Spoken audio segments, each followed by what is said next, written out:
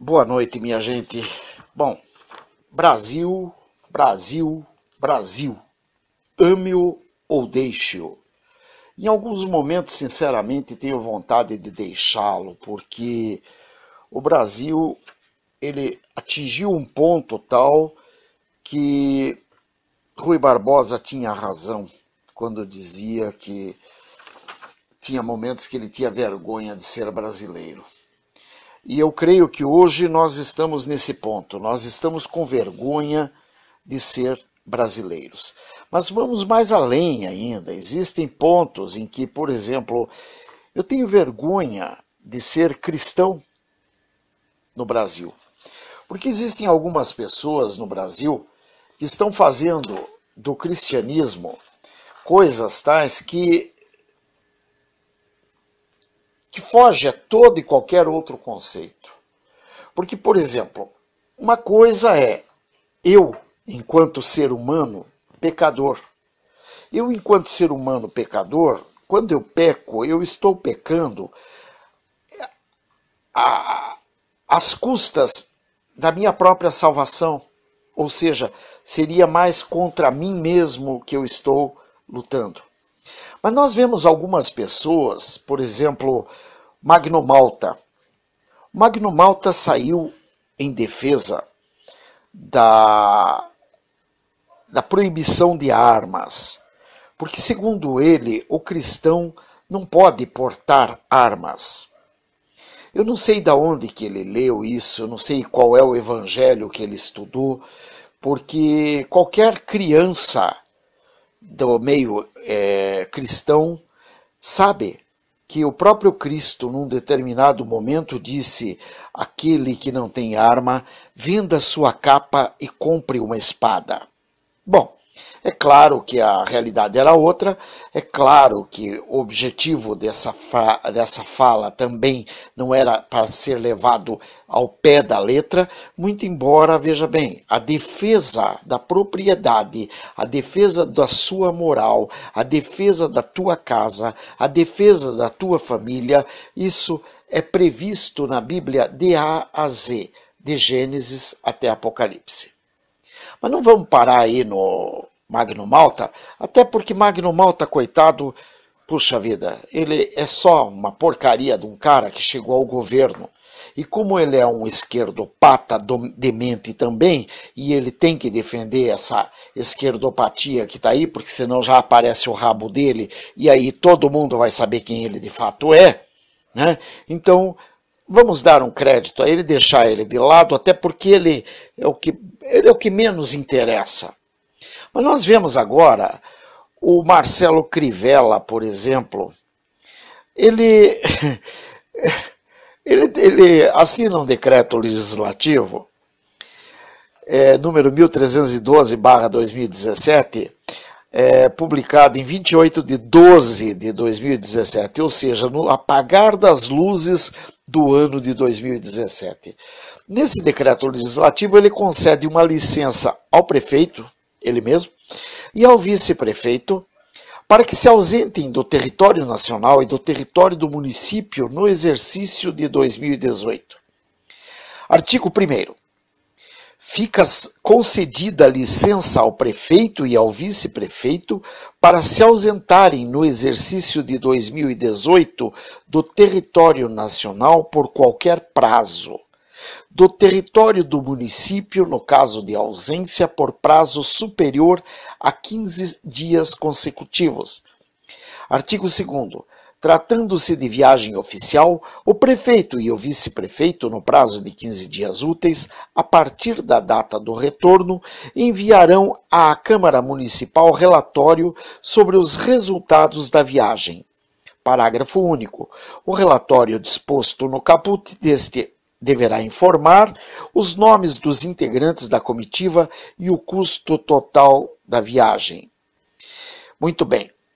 Veja bem, essa licença que ele se concede ao vice dele, está dizendo o seguinte, que eles podem viajar simplesmente sem precisar comunicar, e somente quando eles voltam, eles enviam um relatório com sobre os resultados da viagem, com os custos e com os nomes de quem integrou a comitiva. Somente isso.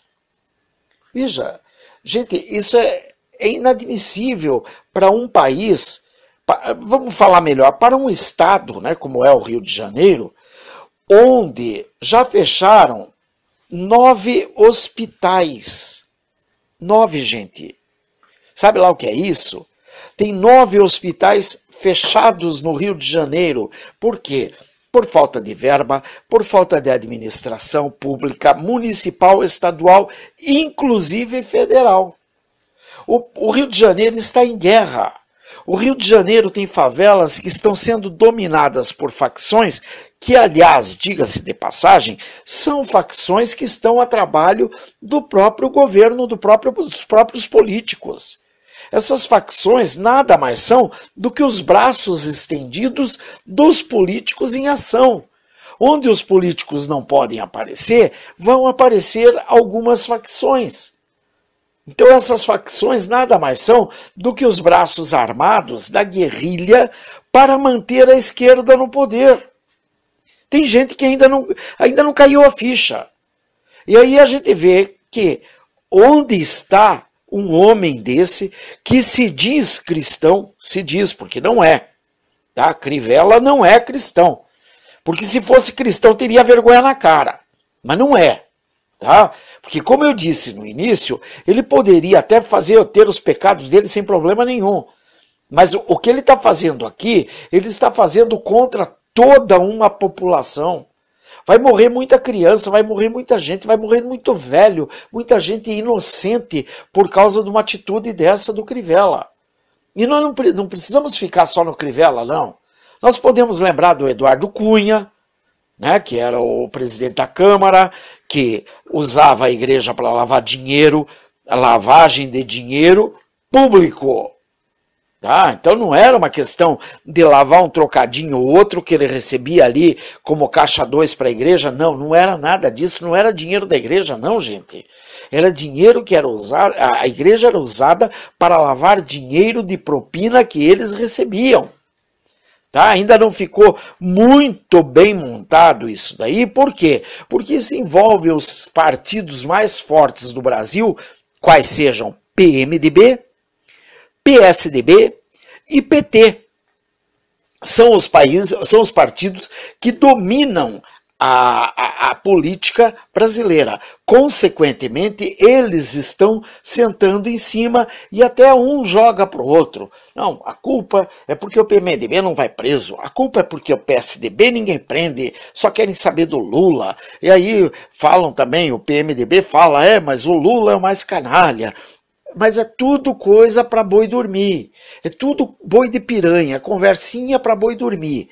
No apagar das luzes, eles estão se abraçando, tomando vinho, se beijando lá nos cantinhos, né, trocando as propininhas deles. Né? Não, puxa, você recebeu propina demais, me dá um pouco aí para mim, e ali vai. Então veja, gente, esse povo que está aí requer. Eles estão exigindo uma limpeza nacional, limpeza de norte a sul, leste a oeste, mas é uma limpeza profunda. Sabe aquela limpeza que se faz na tua casa de vez em quando, de tirar todos os móveis lá para fora, lavar toda a casa, limpar tudo para depois trazer todos os móveis para dentro de casa de novo? É uma limpeza desse tipo que precisa ser feita no Brasil.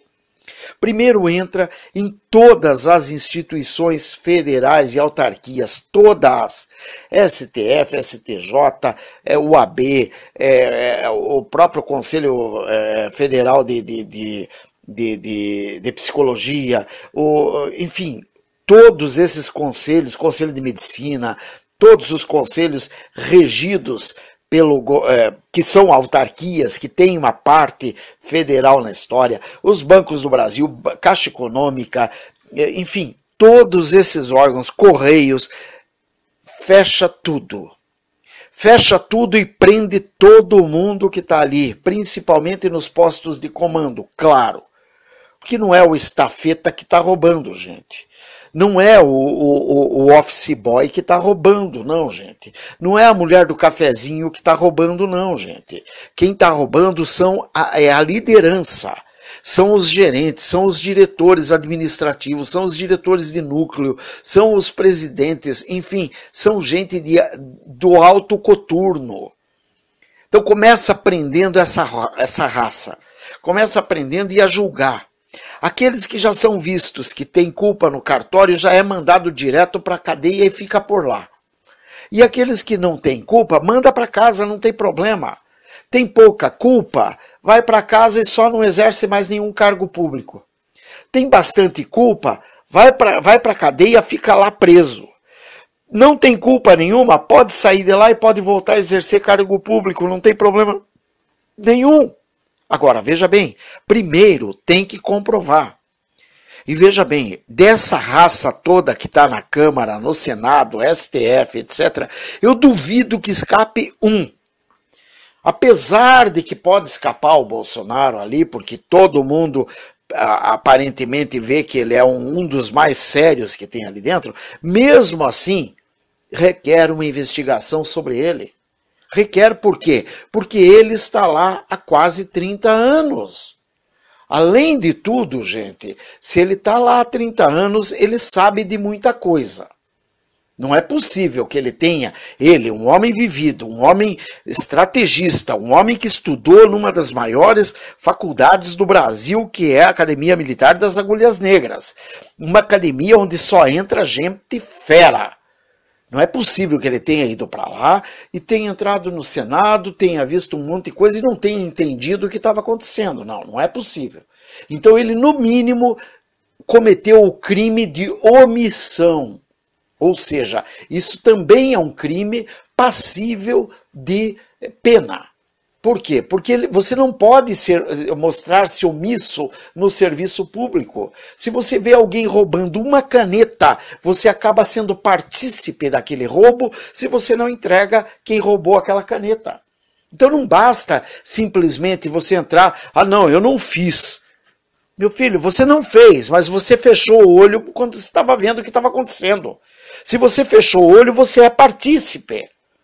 Então vamos ver isso tudo e, gente, cria vergonha na cara, gente. Meu irmão, minha irmã, meu amigo, cria vergonha na cara e começa a pedir pela intervenção militar. Porque não tem outro jeito de consertar essa porcaria desse país, minha gente. Você vai ver teu neto morrer, você vai ver tua mãe morrer, você vai ver teu filho morrer, você vai ver teu irmão morrer e você não está fazendo nada porque você tem medo de uma intervenção militar.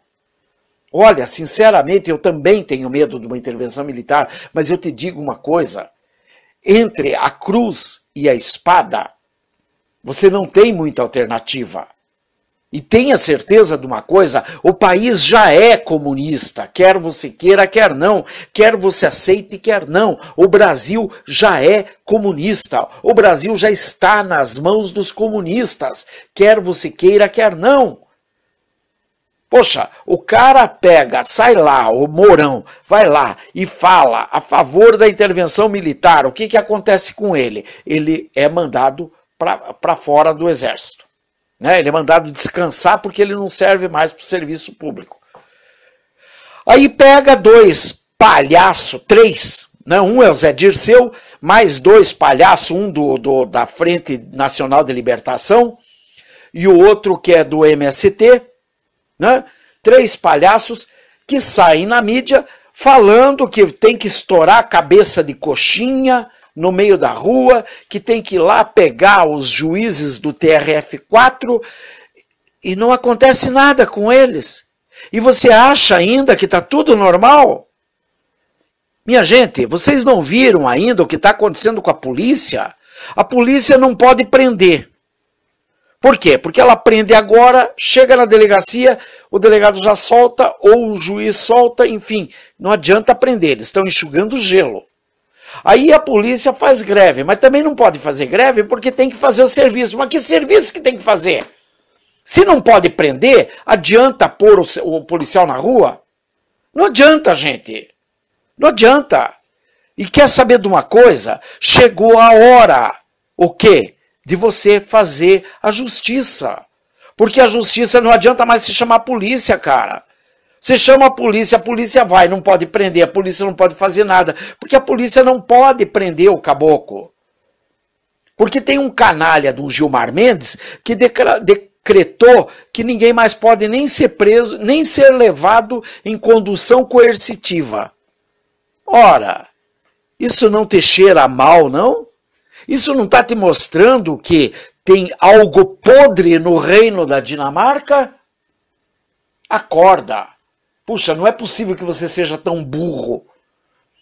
Deus que me perdoe. Um grande abraço para você, fica em paz e ajude a divulgar esse negócio. Vamos lá.